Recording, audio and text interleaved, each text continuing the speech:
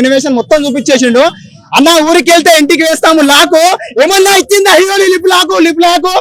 అరే మార్నింగ్ వస్తుంది మోషన్, ఏమన్నా చూపించిందా హీరో ఎమోషన్? అరే కామెడీ. అరే ఇప్పుడే చూసిన డీజే టిల్లు స్క్వేర్, అరే బుక్ చేసుకోండి టికెట్లు, రేపు థియేటర్ అన్ని హౌస్ఫుల్ పక్కా. అరే ఫుల్ హౌస్ఫుల్ అన్న సినిమా.